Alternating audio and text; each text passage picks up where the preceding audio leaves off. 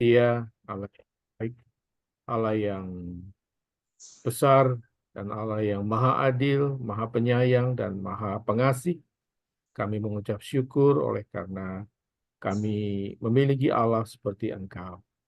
Terima kasih ya Tuhan oleh karena rencana keselamatan-Mu yang luar biasa, yang telah membawa kami sedemikian rupa untuk semakin hari semakin dekat kepada Engkau, dan Engkau membawa kami untuk semakin hari semakin serupa dengan anak-Mu yang kudus, Tuhan kami Yesus Kristus. Terima kasih ya Allah Roh Kudus, oleh karena tidak henti-hentinya Engkau terus memberikan kepada kami bisikan-bisikan, nasihat-nasihat, himbauan-himbauan kepada kami dengan lemah lembut, agar kami semakin hari semakin serupa dan semakin taat kepada firman-Mu. Terima kasih ya Tuhan untuk karya keselamatan yang telah Tuhan kerjakan di atas kayu salib, yang Tuhan sudah rencanakan jauh sebelum dunia dijadikan. Dan melalui Yesus Kristus, melalui Isa Al-Masih lah, keselamatan itu diwujudkan, dinyatakan, dan disempurnakan. Terima kasih Tuhan oleh karena nama Isa Al-Masih kami boleh menikmati satu privilege yang luar biasa karena kami dijadikan sebagai anak-anak Allah. Terima kasih ya Tuhan. Dan bila sebentar kami akan belajar tentang kebenaran firman Tuhan, Tuhan tolong kami kembali, berikan roh kudus-Mu, sehingga kami boleh mengerti, memahami perkara-perkara surgawi di dalam diri kami masing-masing. Di dalam nama Anakmu yang kudus, Tuhan kami Yesus Kristus, kami sudah berdoa. Haleluya. Amin. Amin. Ya, Bapak Ibu, mungkin lebih baik kalau kita malam hari ini, karena jumlah kita sangat banyak, jadi kita bagaimana kalau kita diskusi ya? Dan nanti saya akan sharing tentang keselamatan, dan kita masing-masing akan membagikan pendapat kita masing-masing untuk mengasah, dan kita bisa saling saling memperlengkapi satu sama lain, ya, karena kita tahu bahwa keselamatan itu seperti ini ya, seperti permata yang digosok dengan banyak sisi, ya, seperti permata yang banyak sisi. Jadi kita kadang-kadang sisi ini yang kita lihat lebih berkilau daripada sisi yang lain. Tapi pada dasarnya masing-masing sisi itu adalah memperlengkapi sebuah permata yang indah itu. Ya, dan kadang-kadang di dalam pengajaran tentang doktrin tentang soteriologi seringkali dibahas secara tidak seimbang, ya. Tetapi malam hari ini kita mencoba untuk melihat keselamatan soteriologi ini dari masing-masing sisi yang kita pahami, supaya kita bisa memperlengkapi satu dengan yang lain. Ya, bagaimana? Setuju ya Bapak dan Ibu ya, karena kita ini kan di hadapan Tuhan, kita dipanggil bukan hanya menjadi seorang yang memuridkan, tetapi juga kita dipanggil untuk menjadi seorang teolog juga ya. Kita dipanggil menjadi seorang teolog. Teolog itu secara sederhana adalah yang memiliki ilmu tentang Allah. Pasti kita semua memiliki ilmu tentang firman Tuhan, ya, tentang firman Tuhan, dan orang itu juga pantas untuk disebut sebagai teolog, ya, sebagai teolog. Jadi teolog jangan dibayangkan seperti teolog-teolog besar ya, seperti Agustinus, John Calvin, John Wesley, uh, teolog-teolog besar yang sekarang seperti yang yang kita kenal, atau mungkin seperti orang Indonesia Pak Stephen Tong, kemudian tokoh-tokoh Pak Yakub Susabda, seperti itu ya. Dan kita kan bisa uh, tidak harus seperti mereka, tetapi kita penting di hadapan Tuhan. Jadi mungkin kita akan berdiskusi dengan uh, Pak Yakub Suryadi, Pak Stephen Elvis, ya, semua kita akan berdiskusi pada malam hari ini. Ya, saya akan share screen untuk agar kita bisa memahami sebentar. Sebenarnya share screen ini sudah kita pernah, saya yang kemarin dulu, cuma waktu itu saya terpotong dan saya mohon maaf karena saya harus pergi ke rumah sakit, jadi tidak bisa berlanjut, ya, tidak bisa berlanjut. Ya,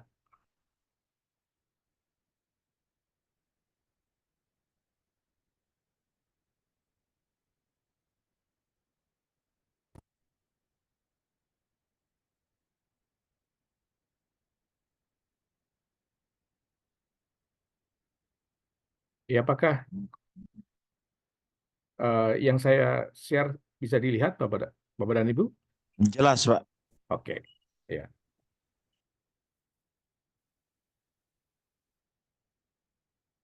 Oke, saya akan putarkan sebuah lagu dulu untuk menyemangati kita bersama, ya.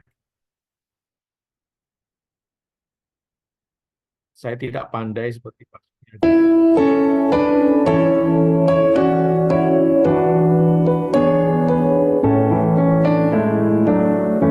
God sent his son, they called him Jesus. He came to love, heal and forgive. He lived and died to buy my pardon, an empty grave.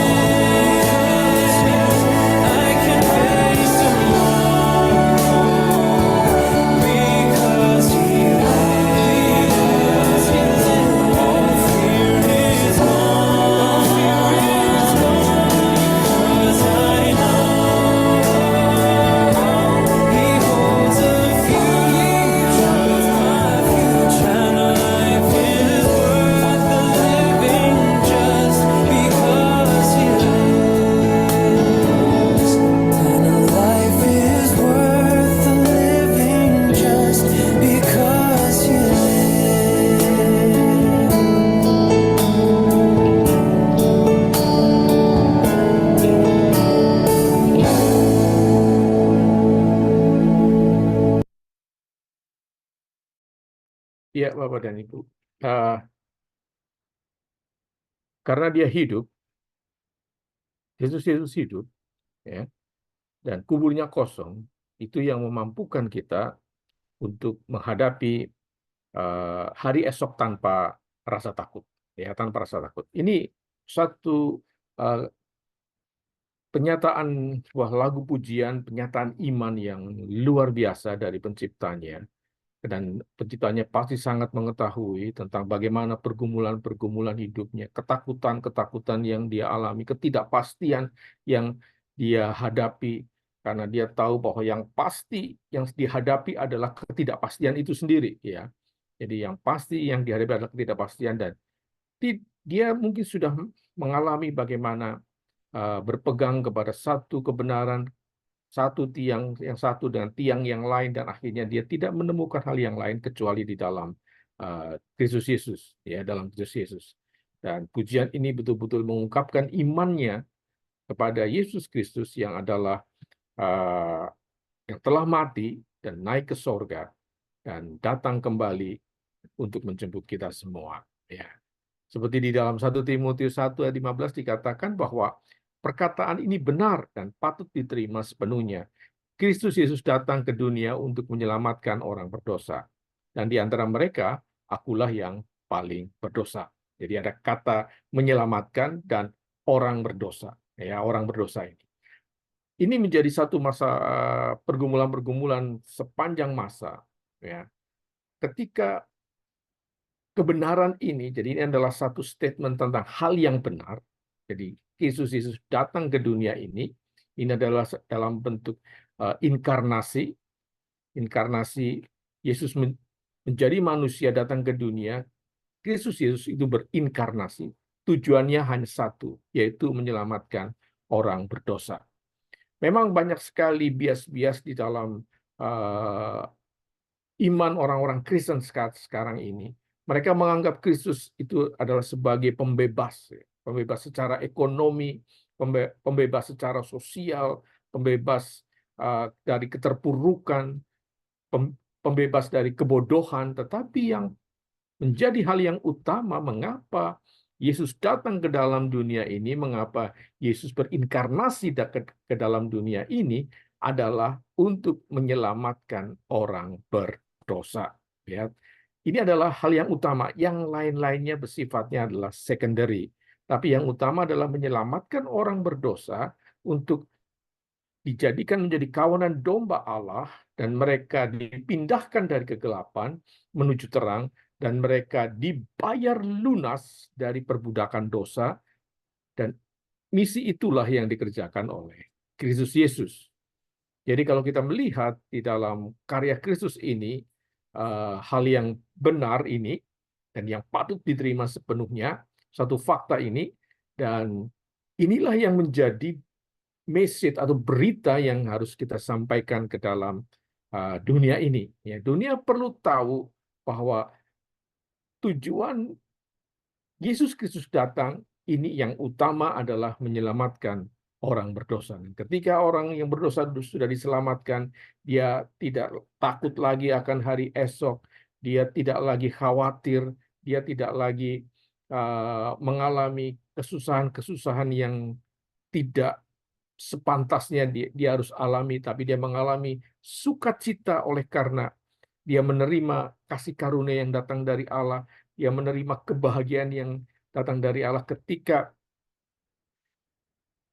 Yesus berkata, ya mungkin Pak Elvis lebih paham ini, anahu altariku, anahu al-hakku, anahu al-hayatu, ya, jadi akulah jalan kebenaran dan hidup, ya, dan hidup. Nah, ini adalah pesan message yang harus disampaikan, ya. Dan di antara semua orang berdosa, kita harus mengakui bahwa yang paling berdosa adalah dalam hal ini adalah Rasul Paulus, ya. Tetapi kita semua adalah orang yang paling berdosa, tapi sekaligus kita menjadi orang yang paling beruntung. Nah, Di dalam kita menyampaikan kebenaran firman Tuhan ini untuk dibagikan, maka itu menjadi satu tantangan yang besar, satu tantangan yang besar.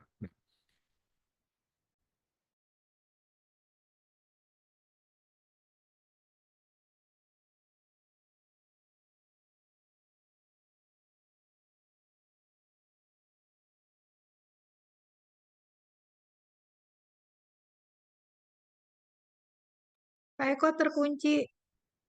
Tolong di-unmute. Oke, ya. Berikutnya adalah bagaimana kita memperoleh manfaat di dalam memahami soteriologi. Ya. Di banyak STT, pelajaran tentang soteriologi ini diberikan di awal-awal. Ya, di awal-awal karena ini menjadi hal yang sangat penting. Dan seharusnya ini menjadi khotbah utama di dalam gereja-gereja. Jadi keistimewaan yang paling utama setiap orang-orang yang percaya kepada Kristus adalah kepastian keselamatan pribadi. Ini menjadi hal yang paling utama. Karena ketika kita tidak pasti akan keselamatan pribadi, maka akan muncul berbagai macam usaha dari orang yang tidak pasti ini untuk menemukan kepastiannya. Ya, nah orang-orang yang mengambil jalan lain di luar kekristenan karena mereka tidak yakin akan keselamatan pribadi. Ya, mereka tidak yakin bahwa dosa-dosa mereka itu sudah diampuni. Mereka tidak yakin bahwa mereka ini sudah ditebus. Mereka tidak yakin bahwa mereka ini sudah dibayar lunas. Mereka tidak yakin bahwa mereka ini sudah diangkat sedemikian rupa, sudah dipindahkan. Nah, karena ketidakyakinan ini mereka mencari keselamatan di pihak lain, di agama-agama lain, mungkin mereka pergi ke orang-orang atau ulama-ulama yang lain, kemudian mereka juga mengejar di dalam upgrading, self upgrade ya, jadi memperbaiki diri ya.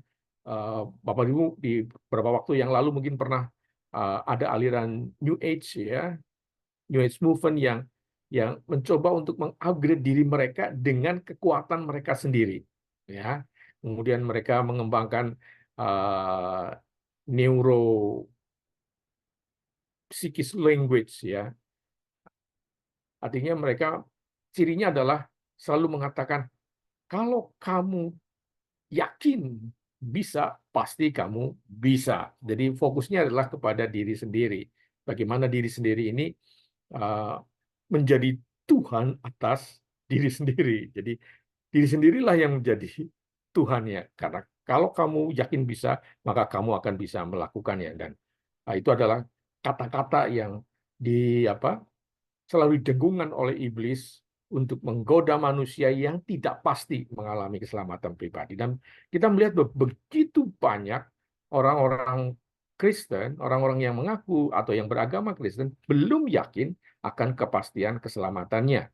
Ya, dan inilah yang menjadi bagian dari pelayanan internal, ya, pelayanan internal dari dalam dunia pelayanan itu kan kita mengenal ada pelayanan internal maupun pelayanan eksternal. Nah, pelayanan internal ini adalah meyakinkan orang-orang Kristen yang sudah Kristen ini untuk menjadi sungguh-sungguh Kristen. Jadi kalau gampangnya adalah mengkristenkan orang Kristen. Ini sebenarnya pelayanan yang lebih mudah. Kalau kami ini mengambil bagian dalam pelayanan eksternal, ya. Jadi meyakinkan kepastian kepada mereka yang belum Kristen. Lebih sulit, ya lebih sulit, ya, karena kita memiliki istilah yang sama tapi maknanya beda. Sebagai contoh terkait dengan misalnya ketika saya membagikan tentang Isa Al-Masih, pemahaman mereka tentang Isa Al-Masih berbeda dengan pemahaman kita. Jadi Isa Al-Masih memiliki versi yang mereka sendiri miliki. Nah, ketika saya berbicara tentang Isa Al-Masih, mereka hanya menganggap bahwa Isa Al-Masih itu hanya nabi dan rasul saja. Padahal menurut kita, dia adalah Allah, dia adalah Tuhan, dia adalah Allah yang nuzul menjadi manusia. Dan untuk meyakinkan hal ini, kita tidak bisa mengandalkan kemampuan diri kita sendiri.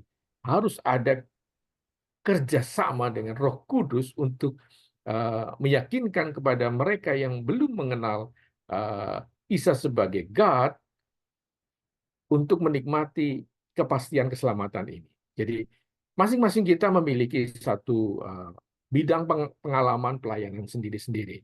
Tetapi yang pasti adalah kepastian keselamatan didapat ketika kita memahami dengan benar apa yang dimaksudkan di dalam soteriologi ini. Kemudian yang kedua, bersukacita atas hak istimewa dan berkat-berkat keselamatan. Nah, Bapak dan Ibu, berkat-berkat keselamatan itu kan banyak sekali ya, banyak sekali.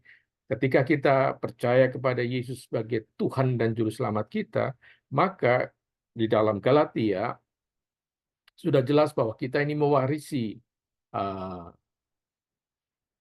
warisan dari Abraham. Ya, jelas sekali bahwa kita tahu bahwa ada 3 hak istimewa yang diberikan Abraham dan kita ikut menikmatinya. Dan sebagai anak-anak Allah, kita diangkat menjadi anak-anak Allah, itu adalah hak istimewa.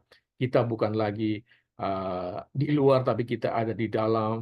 Kita bukan lagi berkeliaran di padang belantara, tapi kita masuk ke dalam ruang Maha Kudus Allah, bersekutu dengan Allah. Ya, pada waktu itu digambarkan hanya orang-orang tertentu saja yang berhak masuk ke dalam ruang Maha Kudus. Tetapi ketika Kristus menyelesaikan karya keselamatannya itu, tirai bait Allah itu terbelah dari atas ke bawah.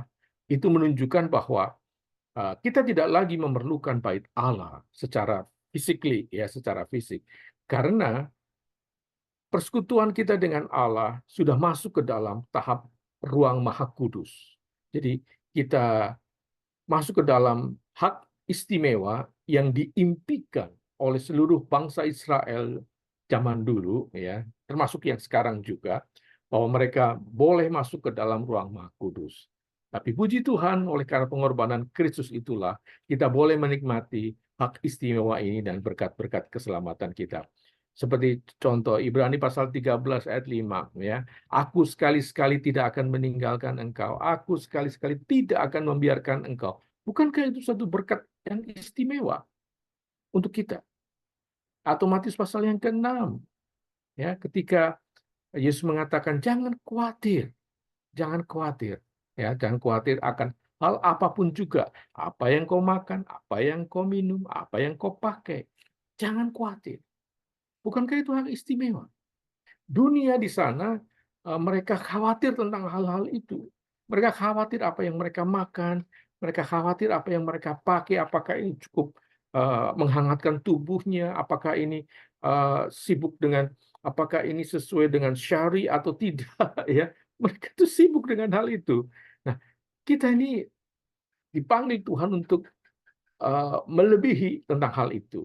Kemudian yang ketiga, mampu membedakan kesalahan yang disebarkan oleh ajaran sesat dan guru-guru palsu tentang keselamatan. Ya. Salah satu hal yang menonjol di dalam kesesatan itu adalah yang pertama, bahwa keselamatan itu diperoleh dengan amal ibadah, ya, bukan dengan menerima Kristus sebagai korban, sebagai pengganti kita di kayu salib. Ya. Mereka mencoba untuk mengecilkan makna dosa. Di dalam firman Tuhan, upah dosa adalah maut. Itu sudah pasti. Itu sudah pasti. Tetapi buat saudara-saudara kita yang ada di luar, itu dosa itu adalah sesuatu hal yang ya tidak begitu berat lah, ya, yang tidak begitu berat, ya. Mereka mengatakan bahwa manusia lahir itu seperti tabula rasa, ya. Artinya seperti kertas kosong yang harus ditulis dan kemudian ditulis sepanjang hidup mereka.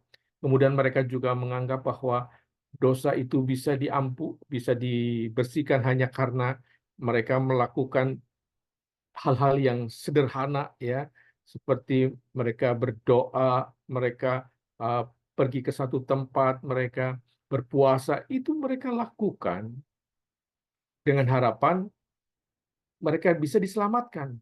Dan ini adalah ciri-ciri dari ajaran sesat itu mengusahakan keselamatan dengan kekuatan sendiri, ya. Nah, semua bentuk ajaran sesat dimanapun, baik dalam lingkungan Kristen maupun di luar Kristen, intinya adalah bagaimana mengusahakan keselamatan itu dengan kekuatan sendiri. Ada satu penulis yang sangat bagus mengungkapkan begini, orang-orang yang mengusahakan keselamatan sendiri itu adalah seperti orang yang sedang tenggelam dan mereka mencoba menyelamatkan diri mereka dengan menarik kaos kaki mereka sendiri. Ya, yang terjadi adalah mereka semakin dalam tenggelam. Nah, untuk menyelamatkan kadang-kadang perlu satu hikmat yang besar. Jadi, pasti kita akan menawarkan kepada mereka, apakah kamu mau diselamatkan?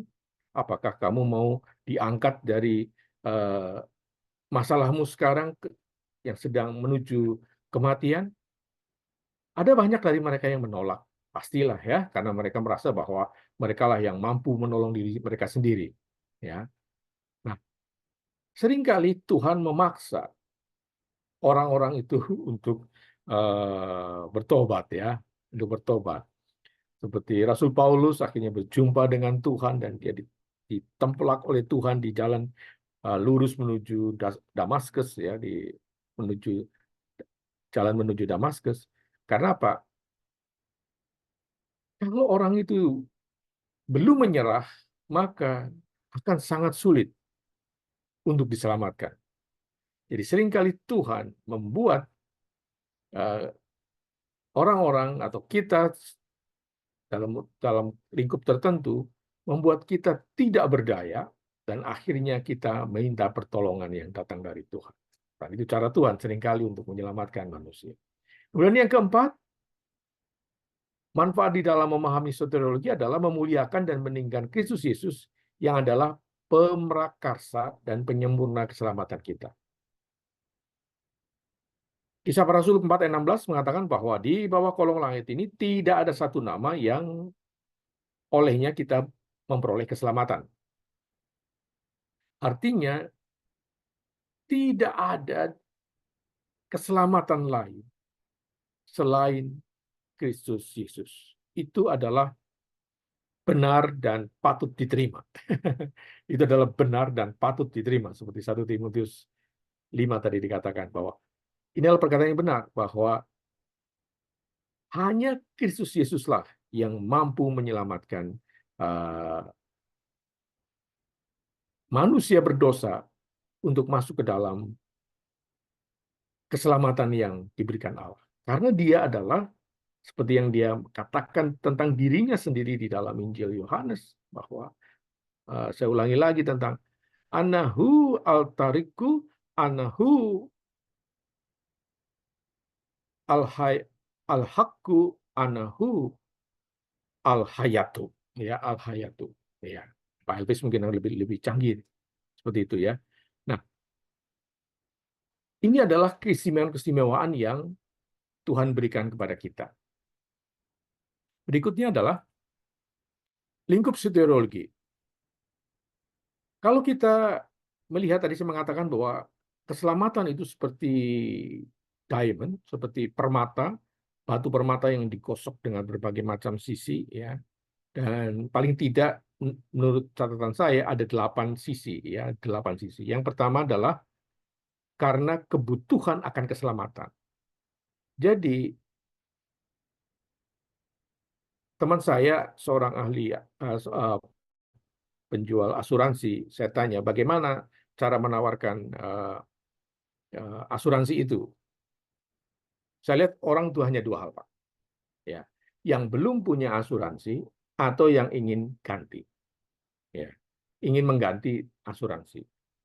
Nah, tinggal bagaimana pendekatannya. Kalau 2 orang ini tidak ada niat untuk memperoleh asuransi, maka tidak jalan. Jadi, yang pertama adalah orang yang ingin memiliki asuransi, yang belum memiliki, tak ingin memiliki, kemudian yang sudah tapi ingin mengganti. Demikian juga dengan keselamatan. Keselamatan ditawarkan untuk orang yang ingin diselamatkan atau yang sudah mencoba untuk menyelamatkan diri sendirinya tapi tidak mampu, maka dia akan mencari keselamatan yang lain seperti yang dialami oleh Paulus dan kita semua. Bahwa Paulus merasa bahwa keselamatan itu dengan mentaati hukum Taurat, tetapi ketika dia berjumpa dengan Tuhan di jalan menuju Damaskus, dia ingin diselamatkan. Ya, dia sudah berusaha untuk itu, tapi keselamatan yang dia cari itu tidak dapat dan dia hanya didapat di dalam Yesus. Ya, itu sisi yang pertama. Jadi ada kebutuhan akan keselamatan. Karena apa? Keterpisahan oleh dosa. Sehingga sebenarnya dunia ini sangat haus akan keselamatan. Jadi berita-berita tentang keselamatan ini harus selalu didengungkan ya kepada mereka, kepada siapapun diri mereka, meskipun mereka awalnya menolak, tetapi biarlah berita ini mereka dengar ya, karena memang tugas kita hanya beritakanlah ya, memberitakan saja, bukan membuat mereka untuk menjadi pengikut Kristus, bukan, tapi memberitakan. Nah, keputusan untuk mengikut Kristus ada dalam diri mereka, dan ketika mereka sudah memutuskan untuk mengikut Kristus, maka proses selanjutnya adalah dimuridkan. Itu yang biasa kita pahami. Tapi kalau kita memahami di dalam Kisah Para Rasul, justru kita muridkan mereka dulu. Kita muridkan mereka dulu dan ajarkanlah mereka. Setelah itu baru mereka bisa mengambil keputusan dan kemudian dibaptis. Itu sisi yang pertama. Sisi yang kedua adalah ada pilihan ya, bahwa Allah yang mengerjakan keselamatan itu dan menetapkan seperti kita. Mengapa kita ini dipilih oleh Allah? Supaya untuk melakukan pekerjaan baik. Ya, untuk melakukan pekerjaan baik. Jadi, apakah manusia bisa menolak? Bisa, Bapak dan Ibu. Ya, bisa. Ya. Dari pengalaman saya, apakah orang selalu menerima berita yang Injil yang saya sampaikan? Tidak. Ya. Dari sekian puluh orang, sekian ratus orang, ada berapa? Mungkin dari pelayanan di tempat kami ada 700 orang dari berbagai macam suku di Indonesia. Sampai sekarang kami melayani 700 orang melalui WA, melalui cara virtual itu. Tetapi yang menerima Isa sebagai God, yang mengakui Isa sebagai Allah, mungkin tidak lebih dari 20 orang. Bayangin, dari 700 orang yang kami layani, baru sekitar 20. Ya, itu pun masih dalam proses. Bahkan ada yang begitu menerima Isa sebagai God, langsung memblok nomor-nomor kami supaya kami tidak bisa melayani dia lagi. Ya, tetapi apakah kami gentar dengan hal itu? Tentunya tidak. Kami akan tetap terus memberitakan karena ini adalah berita yang benar dan patut untuk diterima. Kemudian yang ketiga, sisi yang ketiga adalah penebusan. Jadi ini keistimewaan di dalam keselamatan adalah kita ini orang yang ditebus. Nanti kita belajar di dalam Perjanjian Baru, kata ditebus itu kata yang sama digunakan untuk menebus budak di pasar budak. Jadi kita tahu bahwa di zaman Romawi perbudakan itu menjadi hal yang biasa dan mereka memiliki pasar khusus, yaitu pasar budak, dan setiap orang yang ingin membebaskan budak itu maka mereka harus membayar, ya, karena selama mereka menjadi budak mereka ada di bawah tuan mereka dan mereka tidak memiliki hak istimewa apapun. Tapi ketika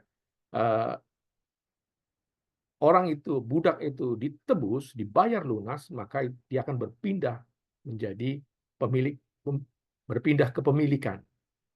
Yesus Kristus sudah menebus kita, membayar lunas kita. Kita bukan lagi di bawah hukum dosa, kita bukan lagi di bawah perhambaan dosa, tetapi kita di bawah Kristus. Dan kuk yang ditaruh di kita adalah kuk yang lembut, Bapak dan Ibu. Kemudian yang keempat, di dalam lingkup soteriologi ini ada yang namanya justification atau pembenaran. Pembenaran tentang apa? Kita tahu bahwa hukum dosa, hukuman atas dosa adalah kematian. Dan ketika kita masih ada dalam dosa, maka kita akan selalu didakwa bahwa kita harus mati. Nah, Yesus mengambil bagian ini. Dia menggantikan kita dan kita dibenarkan oleh karena pengorbanan Kristus. Ya. Yang kelima adalah dilahirkan kembali, regeneration. Ya. Nah, ini adalah berkat-berkat yang segera kita alami, ya. Berkat-berkat keselamatan yang kita alami. Kemudian keenam adalah kita ini dikuduskan. Jadi keselamatan adalah bagian dari pengudusan itu. Kemudian yang ketujuh, kita memiliki jaminan kekal. Dan bukan jaminan temporer ya Bapak dan Ibu ya. Bukan jaminan berdasarkan kontrak waktu, bukan, tapi jaminan kekal. Dan yang terakhir, kita memiliki keselamatan di masa depan. Ya, mungkin dari saya cukup itu dulu Bapak dan Ibu. Mungkin ada komentar atau pertanyaan dari Bapak dan Ibu, silakan.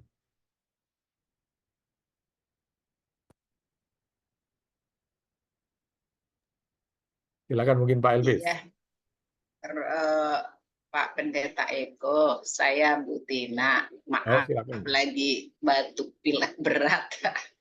Nggak apa-apa, Bu. Iya, ini Pak Eko, saya Katolik. Yang Bapak sampaikan itu di kami itu sangat jelas dikelirkan bahwa masih termasuk nanti berusaha mengerjakan keselamatan itu juga walaupun udah ada anugerah ya untuk keselamatan, tapi berbuat sesuai dengan lifestyle-nya Yesus, Tuhan Yesus, itu juga diajarkan kalau di kami. Intinya keselamatan itu adalah anugerah, tapi karena kita sudah diselamatkan, ya selayaknya lah kita berbuat sesuai dengan yang sudah diajarkan oleh Tuhan Yesus. Dan itu sangat jelas disampaikan. Yang saya agak ini, Pak, kalau saya beberapa kali diskusi sama yang dari karismatik gitu ya, seolah-olah bahwasanya dengan sudah diselamatkan tadi, jadi bebas saja ini karena cuma sekali dan sudah selamat gitu. Gimana ini Pak Eko?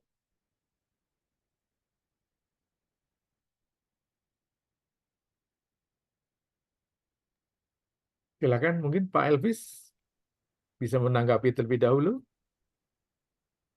Atau Pak Suryadi, silakan Pak. Ya, karena ini kan kita lebih pengajaran ya. Ya, kita diskusi ya Pak ya. Iya. Ya, pendapat saya memang tidak semua juga gereja yang karismatik itu sebenarnya mungkin banyak pemahaman pribadi, tafsiran pribadi. Karena setahu saya beberapa gereja atau denominasi gereja-gereja Protestan tetap dasarnya memang ini nggak disambung ke YouTube ya, Bu? Enggak, Pak. Hanya ya. rekaman aja, Bu. Iya. Iya. Jadi tidak semua sih yang saya tahu. Tapi ya, memang nggak semua. Cuma kalau saya diskusi gitu ya, cenderung berbuat seenaknya aja gitu ya, kayak rambu-rambu yang harus dijalanin gitu ya, kok kurang gitu. Dan ini sering juga menjadi keluhan ya di komunitas saya kan interfaith ya, Nah, yang kalau dia Lutheran itu masih ya karismatik juga sih Lutheran ya. Tapi kalau yang gereja karismatik saya lihat utama yang agak kecil gerejanya, yang agak kecil itu setiap diskusi seolah-olah gitu ya meneladani kehidupan. Saya nggak bilang berbuat baik ya. Bukan karena berbuat baik kita masuk surga. Kita sudah masuk surga itu murni karena Amin. inisiatif dari Bapa Allah Bapa kita di dalam putranya Tuhan kita Yesus Kristus yang sudah menebus kita dan sudah lunas. Nah, sampai di sini dan selayaknya lah kalau di saya langsung gitu. Dan sewajarnya lah, sepantasnya lah saya melakukan meneladani kehidupan Yesus sebagaimana yang diajarkan di dalam kitab suci. Walaupun itu juga anugerah, kemampuan saya untuk melakukan itu juga anugerah. Tetapi free will, ini kan kita harus sambung ke free will. Kehendak bebas saya, kehendak bebas yang di saya itu dikalahkan anugerah karena saya mau kehendak bebas saya itu dipimpin oleh Tuhan itu sendiri, Roh Kudus lah ya, dan pertolongan Roh Kudus tentunya. Lagi-lagi bukan saya bilang karena perbuatan baik, enggak, udah lunas. Tetapi dalam hal sesudahnya ini yang sering, tugas-tugas kita kan harus kita lakukan sebagai orang yang sudah diselamatkan. Bukan semua ya, sorry, bukan semua. Tapi dominan. Betul. Lebih banyak yang seperti itu. Ya, betul, Bu. Kalau ya mungkin pendapat saya mengenai pemahaman itu dari beberapa gereja yang ada, kalau dilihat dari perkembangannya, awalnya nggak seperti itu. Cuman sudah mungkin sekitar 10 tahun belakangan ini muncul karena terlalu euforia dengan keagamaan, gereja yang super gereja, akhirnya timbullah itu. Saya pernah dengar pendeta sendiri yang ngomong hidup ini cuma sekali, kita nikmati karena kita sudah diselamatkan. Nah, Iya, itu juga pernah saya dengar. Ya. Pernah itu. Jadi kita sudah udah seperti bebas gitu dan memang banyak yang kawin cerai gitu ya. Menikah gitu, menikah lagi. Dengan alasan kan banyak ya, bisa alasan kita ini. Dan kakak saya memang di gereja seperti itu gitu. Jadi akhirnya ya saya sangat jadi beban gitu ya. Jadi beban juga ya kalau pemahaman itu karena dihotbahkan, memang di depan dihotbahkan seperti itu Pak Elvis. Betul, betul, Bu. Jadi memang itu disayangkan, tapi memang sudah dinubuatkan juga bahwa akan terjadi di dalam gereja dan pengajaran-pengajarannya akan bergeser oleh karena ya situasi yang membuat banyak hamba Tuhan tidak kembali kepada ajaran. Ya memang sudah ada perbedaan dari awalnya tuh dari Calvinis Pak Eko, Armenian, itulah yang menjadi belum mungkin pada waktu itu tokoh-tokoh teologi itu sudah final, tidak ada gesekan, cuman itu mewarisi akhirnya sampai sekarang. Bahkan ada salah satu yayasan khusus untuk pengajaran doktrin-doktrin itu di Medan berdebat hampir tiap hari tentang Calvinis dan Armenia. Saya pernah pelayanan di situ, akhirnya terpecah di dalam. Tapi ya itu yang saya lihat bisa jadi masalah sampai sekarang. Dan ini cukup berbahaya kalau diwariskan. Saat ini mungkin generasi tidak akan tahu lagi tentang keselamatan ini secara doktrinal, diwarisi dari mana nih? Calvinis kah, Lutheran kah, Armenia kah? Jadi ini akan terjadi gap gitu. Itu sih pendapat saya Pak Eko, Ibu Tina. Ya, terima kasih Pak Elvis. Terima kasih Bu Tina. Ya, memang di dalam lingkup gereja kita orang-orang Kristen kita ini kan terkotak-kotak ya, dan itu mau tidak mau itu adalah warisan dari para utusan Injil yang datang dari Eropa, Nah, mereka membawa sesuai dengan aliran-aliran yang ada di Eropa, sesuai dengan tafsiran-tafsiran mereka. Tapi semua berdasarkan Alkitab. Ada yang mungkin mengenal, yang masuk ke Indonesia ada mereka yang dari Lutheran, ada yang dari Calvinis, Reform, ada yang mulai tahun 1900 itu ada kelompok dari Anabaptis yang kemudian menjadi Gereja Baptis Indonesia. Ada kelompok Mennonite juga di Jawa ada. Kemudian masuk lagi Pinkster ya, Pentakosta tahun 14 sekian ya. Dan itu berkembang di Indonesia dan alirannya juga macam-macam. Misalnya Pentakosta pun berkembang di dalam lingkup Calvinis maupun dalam Arminian, ada di situ semuanya. Ya, mereka masing-masing menyampaikan dengan dalil mereka sendiri-sendiri, dan seringkali perdebatan ini bukan menyatukan gereja, tapi justru memecah belah, ya, memecah belah. Sehingga tugas utama untuk memberitakan Injil itu lupa. Mereka sibuk dengan berdebat dengan teologia mana yang paling putih di antara yang putih. Ya, mana yang paling putih di antara yang putih. Kemudian mereka meyakini mana yang paling alkitabiah. Itu semua mereka, terutama ini di ini ya, dalam lingkup gereja-gereja tertentu dan sekolah teologi tertentu, tapi mereka lupa konteks di Indonesia kita ini hanya 10% ya, menurut statistik yang ada 9 di sekeliling kita ya yang belum mengenal Kristus.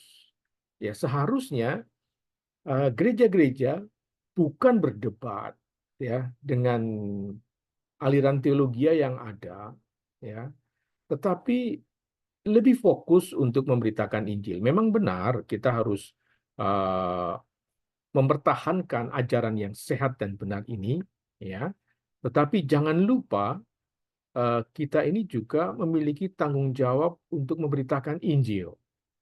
Ini yang menjadi fokus kami sekarang ya. Kami sekarang jadi buku-buku teologi sementara kami diamkan dulu sedikit ya, dan kami mulai fokus untuk menjangkau mereka yang belum mengenal Kristus ya, belum mengenal Kristus. Ini hal yang perlu kita pahami ya. Memang betul kalau menurut Ibu Tina tadi mengatakan bahwa menjadi orang Kristen itu hanya semata-mata oleh karena kasih karunia saja, sola gratia, ya, sola gratia. Kemudian keselamatan itu adalah sola fide, hanya karena iman saja. Jadi tanpa ada perbuatan sama sekali ya dari kita sendiri. Tetapi jangan lupa kalau kita membaca dalam surat Efesus, ketika kita menerima Kristus sebagai Tuhan dan Juru Selamat kita mengalami apa yang dinamakan dengan regenerasi, kelahiran kembali. Ya, nah, kelahiran kembali menjadi apa? Menjadi manusia baru, ya. Dan manusia yang lama itu yang harus kita tinggalkan, karena mau tidak mau, ketika kita yang dulu adalah manusia lama, kemudian kita menerima Kristus, kecenderungan untuk hidup di dalam manusia lama itu masih ada. Kalau bedanya adalah ketika kita belum di dalam Kristus, kita tidak berdaya untuk melawan manusia lama itu. Tetapi puji Tuhan, ketika kita mengundang Yesus masuk dalam hati kita, maka kita memiliki kuasa Roh Kudus untuk melawan semua manusia lama itu dan membuat kita menjadi hidup di dalam manusia baru. Nah, ini perlu dari pihak kita, ya. Allah sudah menyediakan semua sarananya dan kita yang mengambil tindakan, menanggalkan manusia lama itu adalah bagian kita, ya. Dan kita memang tidak sendiri, kita hanya mengandalkan kuasa Roh Kudus saja. Karena kalau kita mengandalkan diri sendiri, kita tidak akan mampu. Tapi dengan mengandalkan kuasa Roh Kudus, maka kita mampu untuk menanggalkan manusia lama itu. Sehingga kita bisa berkata-kata seorang dengan yang lain dalam nyanyian pujian, dalam mazmur. Kemudian kita juga muncul di dalam Galatia, buah roh, ada kasih, sukacita yang dahulu tidak ada, ya, yang dahulu tidak ada. Nah, ini yang diusahakan. Sama sekali ini bukan suatu untuk memperoleh keselamatan, tidak, tapi ini adalah bagian dari satu proses bagaimana kita serupa dengan Kristus, gitu ya. Nah, sekali lagi saya mengundang kita semua, ya, kita bukan lagi terjebak kepada perdebatan teologi, tapi kita lupa, ya. Bolehlah kita mencoba meyakini keyakinan misalnya Bapak-bapak Calvinis, oke, pegang itu Calvinis, ya. Kemudian yang Arminian, pegang kuat-kuat yang Arminian, tetapi jangan lupa, ya, tetangga kanan kiri kita belum percaya. Jangan lupa bahwa mereka memerlukan keselamatan itu. Ya, intinya adalah seperti 1 Timotius 5, bahwa Kristus datang untuk menyelamatkan orang berdosa. Ya. Nah, hikmat kita seringkali kita pakai untuk menyakiti saudara kita yang lain. Seharusnya hikmat yang kita pakai adalah untuk menyampaikan bagaimana pesan Injil dapat diterima oleh saudara kita di kanan kiri kita, tetangga kita, ya, tetangga kita kanan kiri itu suku kita, ya. Dan Bapak dan Ibu mungkin sudah tahu bahwa kami ada di suku Banyumasan. Ini ada 5 kabupaten di Jawa Tengah bagian selatan. Kami ada 8,6 juta suku Banyumasan ini. Tetapi belum 1% dari 8,6 juta ini yang sudah mengambil komitmen untuk percaya kepada Kristus. Belum 1%. Ya. Memang orang Kristen banyak di sini, tetapi itu adalah dari suku-suku lain. Dari Chinese, dari saudara kita, dari Halakhita, ya, itu banyak di sini, ya. Tetapi untuk suku Banyumasan sangat sedikit, sangat sedikit. Nah, itu maka pentingnya kita menyeimbangkan antara pengajaran yang benar dengan menyampaikan berita Injil itu. Itu yang saya sampaikan. Terima kasih Pak Eko ya. Jadi Oke. kami kan ada, kalau Katolik kan memang untuk penginjilan kan sedikit Pak, harus saya akui itu. Jadi kami membentuk grup Pak, ini grup untuk penjangkauan jiwa-jiwa yang adalah teman-teman kami sendiri. Nah, lumayanlah Pak, ada beberapa yang akhirnya jadi pengikut Kristus. Cuma pada saat diskusi, saya juga berpikir seperti itu Pak. Orang yang memang jelas di buku-bukunya Rasul Paulus lah ya, kitab yang ditulis Rasul Paulus itu dari utama yang tadi di Efesus itu sangat jelas, tapi cenderung pada saat mereka nih kan bertanya, Pak, kan ada pemuritan juga. Jadi sebelum mereka mau benar-benar menunjukkan bahwa mereka sudah terima Yesus keluar, dia memang harus yakin dulu, percaya dulu, dan sumber yang dia percayai kan kami yang temannya, kan gitu Pak sekarang. Orang lebih merasa feel free gitu saat discuss itu sama orang yang mereka kenal. Nah, dengan cara ini saya berpikir ini teman-teman saya yang dari gereja karismatik kan semangat penginjilan kan lebih tinggi. Jadi kami bentuklah di grup ini Pak. Jadi kalau udah orang itu malah lebih senang Pak, sebenarnya free will itu ya karena pertolongan Roh Kudus, akhirnya dia bisa mengalahkan free will. Itu lebih mereka bisa terima dibanding mereka hidup bebas, enggak menarik itu sebenarnya. sama orang teman-teman yang saudara sepupu. Tetapi daripada saya harus saya juga bukan orang yang suka gitu ya, akhirnya berpolemik. Jadi ya saya biarin aja teman saya ini cerita seperti itu.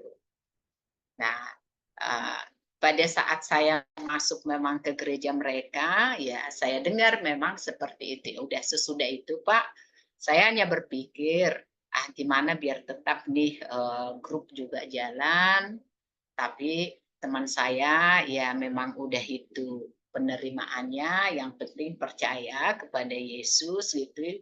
Ya kami tetap bersama-sama nih, tapi namanya juga sesama teman ya. Kadang emang diskusi, bagaimana kita kalau ada pertanyaan, kalau misalnya pertanyaan-pertanyaan apakah gimana ya saya kalau langsung buka kerudung. Nah, itu dengan mudah kami sepakat menjawab itu. Udah nggak usah buka kerudung gitu.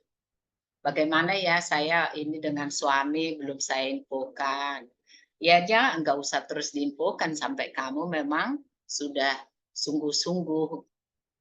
Jadi daripada udah ribut dulu sebelum dia bertumbuh, ya dalam hal menjawab yang praktis seperti itu kami sama. Pada saat ini yang utama memang soteriologi ini kan agak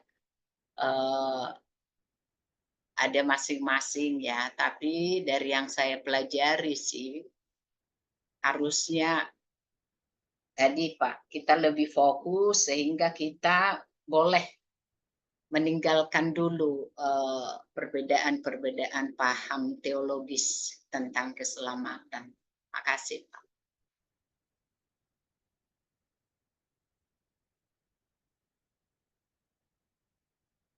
Masih Masih termute, Pak. tutup Pak, masih ke mute. Ya, silakan Bu Barita mungkin menanggapi yang beliau pegang. Ya. Ya. Jadi MC nih kalau sih, Jadi MC ngomong. Mungkin gini Pak Eko, boleh saya duluan Silakan. sebelum Ibu Barita? Ya, saya mau tanya nih Pak. Secara akademis atau teologisnya orang Kristen, apakah memang khususnya Protestan ya, apa tidak ada sistematis bagaimana tahapannya setelah orang menerima keselamatan, terus apa yang harus dia siapkan, terus setelah itu ya dari baptis sampai dia hidup jadi manusia yang baru. Tetapi pada umumnya yang saya tahu tidak ada dasar yang kuat ajaran tentang bagaimana setelah percaya dan setelah itu harus memberitakan Injil. Apakah itu memang benar sampai sekarang para tokoh rohani tidak ada punya kesepakatan di dalam ajaran dalam gereja seperti itu, atau ada mungkin saya belum tahu, tapi sejauh ini saya tidak lihat itu. Kebanyakan setelah percaya atau sudah bawa ke gereja dalam tanda kutip ya, ikut jadi jemaat abadi, tidak ada untuk jadi pemimpin atau jadi kegerakan dalam penginjilan. Itu menurut Bapak bagaimana? Ya, baik Pak. Apa yang dikatakan Pak Elvis ini adalah satu fakta ya, satu fakta yang ada bahwa memang yang sering terjadi adalah orang yang baru bertobat langsung masuk kandang domba dan berdiam di situ dan gemuk di dalam kandang itu ya, dalam kandang itu ya. Dan ya ini menurut saya sangat tidak alkitabiah ya, sangat tidak alkitabiah.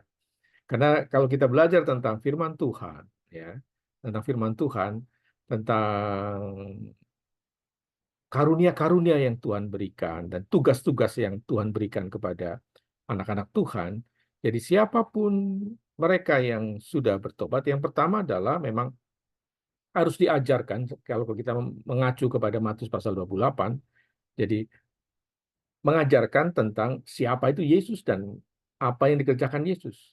Kemudian dia juga harus pergi, ya. Dia harus pergi dan memberitakan kebenaran. Jadi dua hal ini menjadi kurikulum utama sebenarnya di dalam gereja, ya. Kurikulum utama di dalam gereja.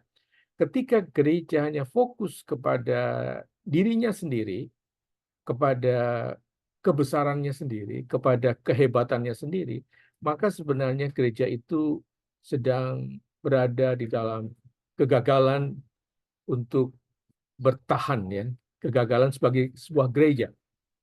Kita lihat bahwa gereja-gereja yang ada di Kitab Wahyu, ya, gereja yang ada di Kitab Wahyu, Laodikia, Smyrna, semua sekarang kan gereja itu hilang, ya, gereja itu hilang, dan sekarang tinggal puing-puingnya saja. Bahkan dulu Asia Kecil yang sekarang disebut sebagai Turki itu adalah pusat kekristenan timur terbesar di dunia. Ya, jadi dulunya dua bagian, Roma dan Konstantinopel. Tapi yang mengherankan, yang membuat kita cukup terpukul adalah yang Konstantinopel ini, Asia Kecil yaitu Turki sekarang, hampir tidak ada orang Kristen di sana. 97% dikuasai oleh agama lain. Nah, mengapa hal itu terjadi? Dari buku-buku yang saya pelajari, salah satu kelemahan dari gereja Katolik Timur ini, ya, gereja Konstantinopel ini, adalah mereka terlalu fokus kepada diri sendiri dan lupa untuk memberitakan Injil. Itu dari beberapa tulisan-tulisan yang saya baca. Sekarang juga gitu, Pak. Sekarang juga memang masih gitu. Betul ya, begitu ya. Ya. Nah, ini akhirnya apa? Tuhan memberi semacam peringatan bahwa kalau kita tidak memberitakan Injil, ya, maka kita akan menjadi seperti Konstantinopel, katedral yang terbesar di Istanbul atau Konstantinopel sekarang jadi masjid. Ya, sekarang jadi masjid. Ini membuat susah kita semua, ya, buat kita semua. Efesus, Laodikia, Smyrna, semua habis. Dan hampir tidak ada sisa-sisa komunitas Kristen di sana, ya. Dan ini cukup menyedihkan, ya, cukup menyedihkan. Nah, Indonesia, saya kembali ke Indonesia, perlu sekali punya gerakan-gerakan yang memberitakan Injil. Saya belajar dari tokoh-tokoh di Katolik, dari Ordo Jesuit, bagaimana kegigihan mereka untuk masuk ke daerah-daerah yang belum dijamah oleh peradaban, belum dijamah oleh berita Injil, ya. Para hamba-hamba Tuhan ini dari Ordo Jesuit ini dengan gigih masuk ke pelosok-pelosok untuk memberitakan Injil, ya. Dan kemudian masuk ordo yang lain, dan kemudian masuk Ordo Projo di sana. Saya banyak belajar tentang teman-teman kita yang dari Katolik ini dalam pemberitaan Injil. Dan mereka melakukannya dengan luar biasa. Dan sekarang pun kami juga bekerja sama dengan teman-teman Katolik di Banyumas ini. Kami bekerja sama dengan satu PWK, Persatuan Wanita Katolik di Purwokerto, yang mereka mempunyai proyek Gua Maria, dan kami melayani bersama-sama di sekitar Gua Maria itu untuk memberi bimbel kepada masyarakat di sekitar situ. Dan kami bekerja sama dengan luar biasa bagusnya, dan juga di tempat lain karena ibu-ibu ini, PWK ini sangat peduli bahwa mereka sudah mengetahui pentingnya Injil itu dibagikan ya dengan berbagai macam cara, Jadi sebenarnya kerinduan untuk memberitakan Injil itu tidak saya melihatnya tidak terfokus kepada gereja-gereja, tetapi justru pemberitaan Injil menyatukan gereja. Ya buktinya kami ya bekerja sama dengan ibu-ibu PWK di Purwokerto ini dan komunitas kami bekerja dengan sangat baik, saling bantu membantu ya. Dan saya percaya bagaimana kalau misalnya gereja ini bisa bersatu, bisa. Saya yakin bisa. Caranya adalah mari memberitakan kabar baik ini, ya, berita yang patut didengar dan layak diterima, yang bisa dipercaya ini bersama-sama. Karena itu menjadi tugas kami. Kami juga bekerja sama berteman baik dengan Romo Damian di sini yang ada di Gua Maria di Kaliori ini, ya. Dan kerjasama ini luar biasa. Kerjaan ini luar biasa. Dan itu hanya mungkin ketika kami memberitakan Injil bersama-sama. Jadi kalau misalnya tadi pertanyaan Pak Elvis, apakah ada? Ada Pak. Ya, ada Pak. Hanya memang kecenderungan gereja itu cenderung untuk menggemukkan diri sendiri. Seharusnya gereja itu kan seperti sel, memisahkan ya, untuk mengembangkan diri itu memisahkan diri seperti sel berkembang biak kan, selnya itu memecah di satu sel kemudian memisahkan menjadi 2 sel dan kemudian berkembang ke sana kemari ya, dan seharusnya seperti itu. Dan salah satu syarat pertumbuhan gereja, penanaman gereja adalah adanya pemuritan, dan memang masing-masing ini yang seringkali tidak jalan karena pemuritan hanya ada di mimbar saja, tidak terfokus kepada jemaat yang ada, dan ini kelemahannya. Jadi kelemahan ini bukan karena sistem atau apa, tetapi lebih kepada pribadi-pribadi, Pak. Ya. Dan kalau kita kembali kepada firman Tuhan pada Matius pasal 28, sudah jelas sekali seharusnya masing-masing gereja, masing-masing kelompok, masing-masing komsel, masing-masing lingkungan melakukan pembinaan untuk memberitakan Injil secara terstruktur, secara masif, supaya berita Injil ini disampaikan dan mempercepat kedatangan Kristus yang kedua kalinya. Gitu Pak Elvin. Amin, amin, amin. Jadi kalau